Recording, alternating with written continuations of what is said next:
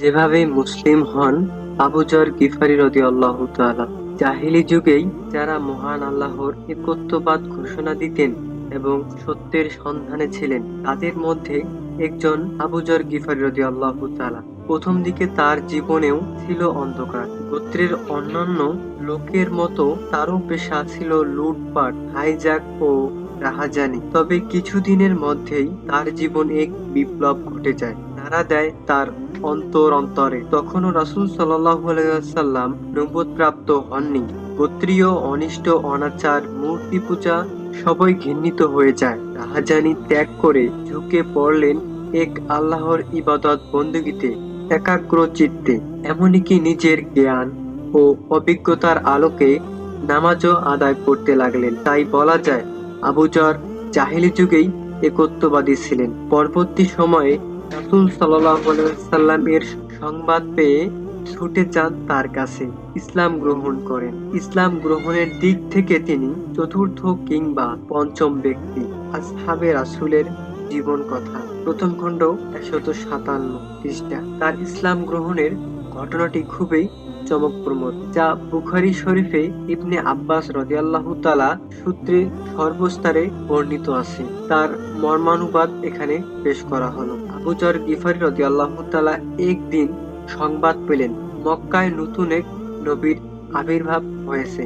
প্রথমে তিনি তার ভাই উনাইসকে মক্কায় পাঠিয়ে নতুন নবী সম্পর্কে প্রাথমিক ধারণা নিলেন। পরে নিজেই যৎসামান্য খাবার ও পানীয় নিয়ে রওনা হলেন মক্কার উদ্দেশ্যে। সেখানে গিয়ে ভীত শঙ্কিত অবস্থায় একদিন কাটিয়ে দিলেন। শত্রু মিত্র আশঙ্কায় আবির্ভূত নবী সম্পর্কে কাউকে জিজ্ঞেস করলেন না। দিন শেষে রাত এলো। তিনি ক্লান্ত শান্ত বদনে শুয়ে পড়লেন মসজিদে হারামের এক কোণে। সেখানে আলী রাদিয়াল্লাহু তাআলা তাকে দেখে পরদেশী মুসাফির হিসেবে নিয়ে গেলেন নিজ বাড়িতে। উত্তম থাকা খাওয়ার ব্যবস্থা করলেন। তবে উভয়ের মধ্যে পরিচয় পর্বও হলো না এবং উদ্দেশ্য সম্পর্কেও কোনো মতবিনিময় হলো না। সকাল হলে আবু যর ফিরে এলেন মসজিদে। আজকের দিনটিও কেটে গেল, কিন্তু নবীর সঙ্গে পরিচয়ের কোনো ব্যবস্থা হলো না। রাত হয়ে গেল। গতকালের ন্যায় আজও মসজিদে শুয়ে পড়লেন। আলী রাদিয়াল্লাহু তাআলা আজও তাকে দেখে নিয়ে গেলেন বাড়িতে। থাকা খাওয়ার উত্তম ব্যবস্থা করলেন। এদিনেও কেউ কাউকে কোনো কথা জিজ্ঞেস করলেন না। একইভাবে তৃতীয় দিন তৃতীয় রাতে আলী রাদিয়াল্লাহু তাআলা মুসাফির আবু যরকে বাড়িতে নিয়ে মেহমানদারি করলেন। তবে আজ মুখ খুলে জিজ্ঞেস করলেন তার উদ্দেশ্যের কথা।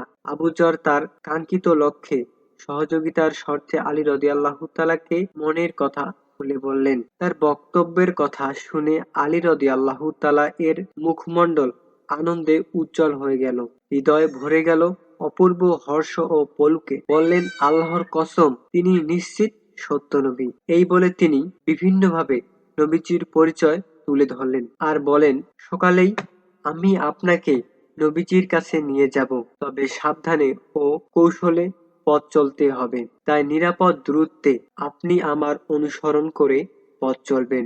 আমি সেখানে প্রবেশ করব, আপনিও সেখানে প্রবেশ করবেন। আশঙ্কাজনক কোনো কিছু দেখলে আমি পেশাবের ভান ধরে বসে যাব। আপনি আপনার গতিতে চলতে থাকবেন, আবার আমার অনুসরণ করবেন। পরের দিন আবু যর রাদিয়াল্লাহু তাআলা রাসূল সাল্লাল্লাহু আলাইহি ওয়াসাল্লামের বাড়িতে গেলেন।